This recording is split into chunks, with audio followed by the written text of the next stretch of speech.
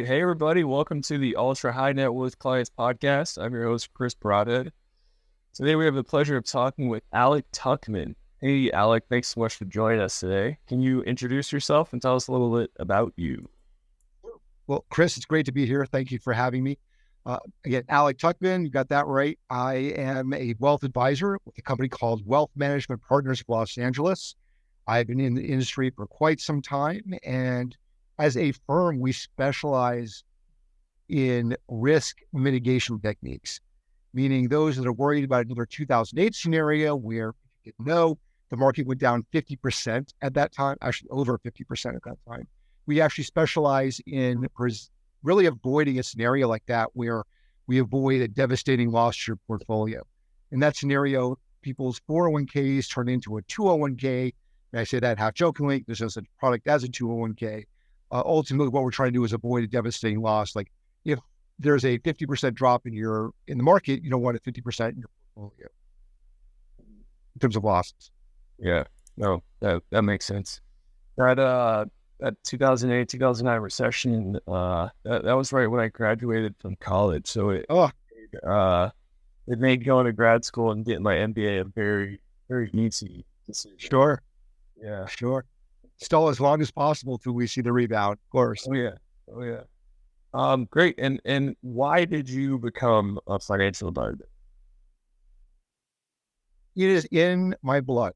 I come from a family of financial professionals. And to give you some background on me, I can tell you my mother and my father were award-winning economists.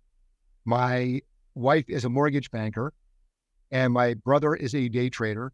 My grandfather ran a successful foundation and was also a small business owner.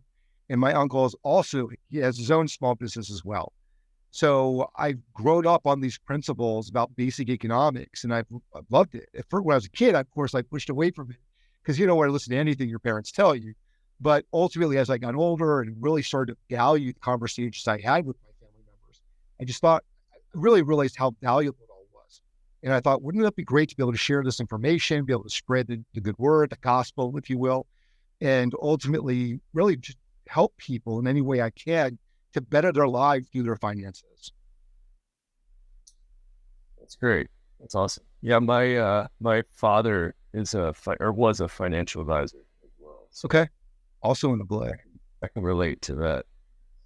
Can you tell us about your ideal client and how you discovered they're the best type of client for you to serve? So we've started working with all people of all walks of life, and the majority of our clients tended to be older. We started giving educational seminars on things like Social Security, RMDs, required minimum distributions, things like other classes like women in investing. The majority of those attendees just happen to be seniors or retirees or pre-retirees. Over time, that seemed to slowly shift, and we got more of a younger clientele. And there are pros and cons to working with very young investors versus more experienced investors. And it's always a challenge. What I love about my job is we work with people age 18 to 80, maybe 85. And each one of their scenarios is completely different. When they bring their situation to me, we hone in on what are their challenges, what are their goals, what are their objectives, what are they trying to accomplish? And then we take that and try to figure out a viable solution. So what we try to do ultimately is kind of work backward and find out what those goals are, and then we figure out a viable solution. So when we talk to someone who's younger, typically we look at taking on more risk. With that risk entails accepting volatility, knowing that you will see your assets go up and down, but over time, you know that the market's got up roughly almost 70% of the time that the market's been in existence for 200 years. So knowing that's the case, I tend to recommend a more risky portfolio, for lack of a better word, more aggressive portfolio than I would someone who's in their 50s, 60s, maybe 70s. Okay, awesome. And what is the best way that you found of finding these ideal clients? Referrals are usually the number one way. No one preaches my gospel better than me, but the next best thing would be people that have gone through my process, understand that we don't even really talk about the assets for the first 2 sessions we're together. We really focus on getting to know the client as an individual. And when I say getting to know them, it's not just about, hey, what's your net worth? What do you got? What's your debt? We really get to know them as people. What are their goals? What are their ambitions, their passions, their dreams, their hobbies? Where do they want to travel? Most people say they want to travel in retirement, but where? How much? Are they going to be throwing some clothes in a backpack and going hostel to hostel? Or are they going to be traveling 5-star all the way? The devil's in the details. And these details, when you go through this line of questioning, really, in my opinion, make me the better advisor, in that I really go the extra mile trying to get to know the people, our clients, as people, not just as another number. Okay, got it. And without sharing any specific details or anything that will get either of us in trouble, how did you find and close your largest client, if you're comfortable answering that question? Sure. So, biggest client found me. They reached out to me, and they, I think, found me on the website, and they had questions about some of the strategies we had for risk mitigation. Once they came in, as I mentioned before, we take a long 2 sessions to really get to know them on a personal level, to find out expectations as well as those goals I asked them. Then, based on what they tell me, we take that information, I take it back to my team. We kind of do a roundabout and figure out the best strategy for them. And ultimately, they still were comfortable with volatility, even at they're a little older as a client, but they were still comfortable with volatility. So knowing that's the case, they gave us a pretty large repertoire of tools to work with, knowing we had such an opportunity where we could go more risky. So in that particular situation, we chose a particular strategy that involved option trading. I don't know if you know what option trading is, but it's almost like putting your foot on the gas pedal. You can either use it to insure your portfolio, just like you insure your house or your car or your life, or we can put that foot on the pedal down, and we can amplify gains. And assuming the client's comfortable with more risk, we can, I don't say double down, but you can put the foot down on the pedal and then help amplify those gains and try to beat the market. Right. So they actually found you said they found you through your website, just like SEO? Correct. I have to go back and ask them the details. I do know they came in through the website. I don't think that people just randomly pop in their heads, I need to contact WMPIA, Wealth Management Partners for Los Angeles. So I'm guessing it probably came in through an organic Google search, or maybe it came in through a referral, but I don't think it came in through a referral, actually. I'm thinking about it. But ultimately, they would have had to find me somewhere online. We're all over. You can see the high ratings on Yelp, the high ratings on Google. That could be another possibility where they stumbled upon my ratings, or we have to do the Google local advertising. So that could be another venue. Mm-hmm. Okay, great. Do you put a big focus on your SEO or website optimization, or what sort of marketing, I guess, do you guys focus on? So our marketing practices have been an ever evolving situation. It started one thing, and to date is a very, very different animal. We did put a lot of money into SEO marketing back in the day. We haven't had to do that so much anymore. Before, it was just about brand awareness, getting the word out, what we do, who we are, why we do what we do. But that's changed a lot. Right now, the majority of our leads come in referrals. We have enough clients now where we do very well in that capacity. Taking on new clients has never been a new issue. In any stretch of the imagination. But in the beginning, yes, to answer your question, for new advisors out there that are looking to learn, yeah, SEO was crucial to building the practice in the beginning. Absolutely. Did you obviously hired a firm to do that? We hired many firms, Chris. We went through guys in India. That didn't work so well. A lot of false promises were made. That was very frustrating. We then took it from offshore. We kept it local, and that seemed to, even though they were down the street. And I think the fact that we could just jump in the car and or walk down the street and get to them and harass them, I think made a big difference because they seem to have more accountability. And the promises were not as dramatic or I felt like they weren't over promising and under delivering. It's actually the opposite. Right, right. Well, that must have been quite a great day to just open your email. You're like, oh my gosh, it's the whale just jumped right in the boat. Yeah, it was nice, but that doesn't happen every day. But when it does, it is nice. We get a lot of people that have no money that approach us. We don't turn anybody away. We help people from all walks of life. Again, I don't just do this because of the money. I do it because I genuinely love helping people.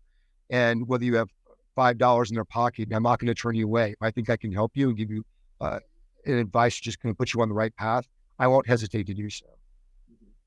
That's great. That's awesome.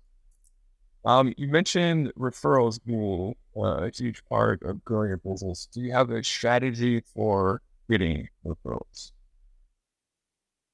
So I do remind clients that if they like what we do, to spread the word, and they are very good about doing that, thankfully.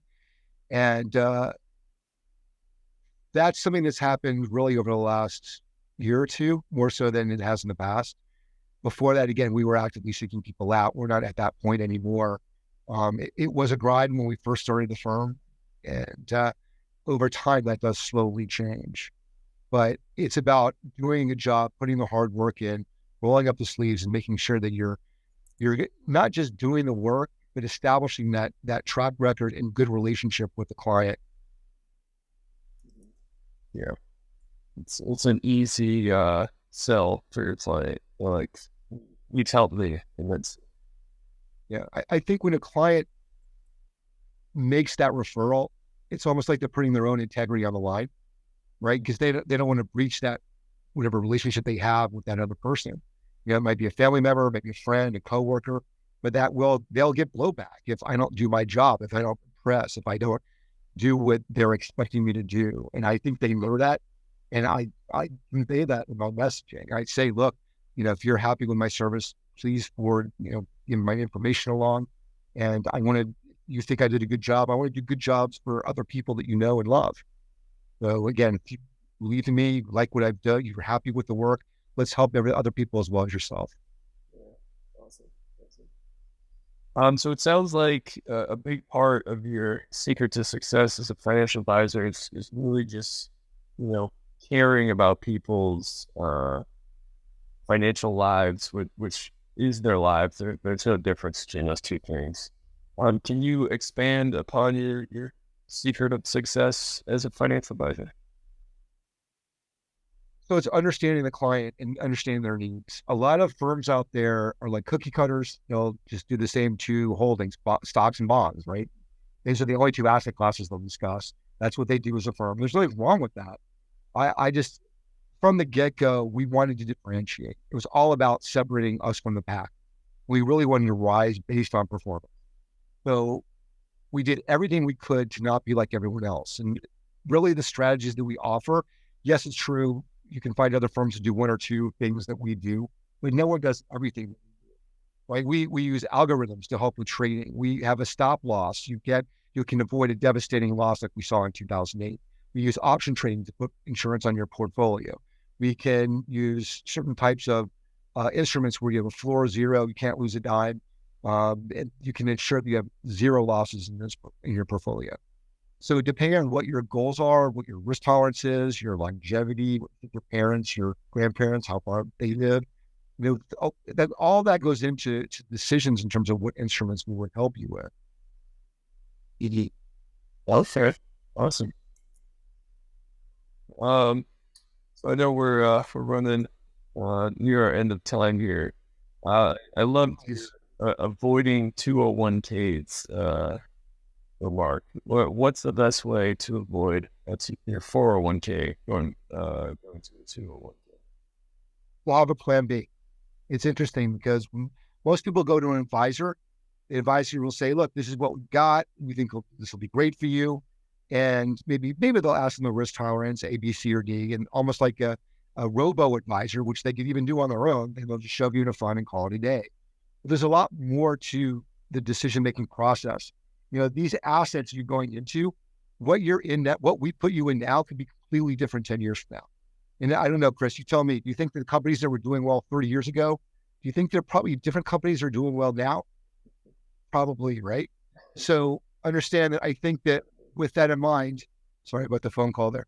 With that in mind, understand that, it's all about not just the current economic climate, but again, the personal goals of that particular individual. I mean, anytime you have a cookie cutter situation, that's a recipe for disaster. So you really have to understand the client first and foremost before anything else can happen. Awesome. Well, I hope everyone that listens to this takes a little bit away on how to avoid a 201k. It's right. Probably going to be the title of this episode. I've never heard someone say that before. Can you tell us some of the services that your company offers? Sure. So we've done our best to become something of a financial one-stop shop. If we can't do it, chances are one of our partnerships can. So we specialize in a very high level of dealing with everything from wealth management to investing to real estate services. We also do tax strategy. We do financial goal planning. We do risk mitigation and insurance services. We also do financial health management. We also offer concierge services, meaning, for example, if you're trapped in another foreign country and someone pickpockets you, you're not sure what to do, you can go to an embassy, call us, and we got your financial back. We'll fax you your necessary documents and make sure that you're taken care of. So we provide a lot of really a white glove service, if you will, for our clientele. Awesome. And offline, we noticed that both of us were sprung from Florida and then ended up out on the West Coast in Los Angeles. What brought you to Los Angeles? So I'm not going to lie to you. It's mostly the weather. I went to school at Madison, Wisconsin, and I've never had a more chilling experience where when you go outside in January, it's minus 40. That was mind blowing for me. And I would, there's always that, your parents probably said, oh, I walked uphill both ways in the snow. That's Wisconsin. So I think I just kind of burned out on that climate and had to deal with a nice area. And I've been settled ever since. It just kind of felt right. And I just felt like once I lived there for a while, I don't think I could live anywhere else. Yeah. Oh, that's crazy. The plot thickens. I moved here from Chicago. Okay. There you go. We're in Chicago all the time. Summerfest. Oh, yeah. Chicago in the summer, I think, is the best place on earth. But unfortunately, they also have a winter. Yeah. I love Chicago. It's cold in winter, though, but it's great every other time. Yeah. I'll take this weather every day. Sure. Even when it's crazy hot like it is right now. Do you service the entertainment industry, film industry, television, all that? Sure. We have a large number of our clientele actually is below the line. We have a few select A-listers, but again, I don't even like to use those terms because that sounds like it's, they're all very valuable clientele, but they're all great people. And the answer is yes. We have probably about a quarter of our clientele are industry. Oh, wow. Okay. Do you know what the other breakdown is? So when we started, we got a lot of policemen and a lot of nurses, and that would make up for another quarter for sure. We have a lot of people in the medical industry, including doctors and specialists. And I think the other quarter would probably be just different walks of life. We have CIA agent on with us. That's pretty neat. We have a lot of other financial industry people, surprisingly, because just because you're good at, let's say, private equity doesn't mean you're going to be good at investing your own portfolio. So we have a number of financial professionals on as well. Awesome. Well, that is about all of our time. I like to end the show with a rather open-ended question, and that is, what are you working towards? In terms of professional goals or as a firm? Yeah, that's pretty anything. Right. Yeah. Okay. So ultimately what we're looking to do is 10X, and we're putting a lot of different, I guess, lines in the water to be able to get to that goal. So after we go through several of these developments, we'll see if we're getting closer to that goal. We've had astronomical growth this last year. I'm not going to lie, it was a little challenging during COVID. I got to tell you, I was a little concerned for when that first happened because the phone lines were just dead. And I think that's probably not alone in that scenario. But ever since we got through probably the first 6 months of a year in COVID, it's been nothing but the up and up, and I couldn't be happier. But there was a moment or two when I was sweating during COVID. I was wondering, did I make the right move? You were not alone there at all. And if I may ask, what strategies are you employing to tell us here? Welcoming and embellishing what we are. The fact is we're trying to be everything to everybody in the beginning. Now we've learned that for the people that don't like losing money, we're the go-to, right? And yes, we have our more aggressive strategies, but when it comes to defensive plays, second to none, right? We have a whole lineup of 10 different ideas we can present that, again, based on what your comfort level is with volatility in the markets, you don't want to lose a dime, you don't have to. You can still get good games. Really, it's just, again, goes back to that one-on-one conversation, and just let me know where you want to be. We'd love to be able to help get you there and set you down that right path. Awesome. Yeah, I mean, they do say, what is it? You have to gain $600 to make up for losing $100, or that's like the pain breakdown. Yeah. Well, I might have. Yes, I've heard something along those lines. I'm not sure about your math, but yeah, I get it. Absolutely. Yeah. Awesome. Well, thanks so much for joining us today, Alec. Great being here, Chris. Thank you. Our listeners find out more about you. Oh, go ahead. Just go to our website. Start there. It's WMPLAinc.com. Again, stands for Wealth Management Partners LA Inc. Incorporated. So go ahead and start there. You can find us. We're all over the internet. We have tons of TikTok videos, lots of great free content on YouTube, Insta, like I said, TikTok. We're on Twitter, LinkedIn, you name it. It's hard not to find us. If you just Google our name or Google my name, you're going to be very, very happy. Yeah. Awesome. All right. Well, thanks everyone for listening, and we'll have all those links in the show notes. You'll find them easily. We'll see you guys next time. Thanks a lot, Chris.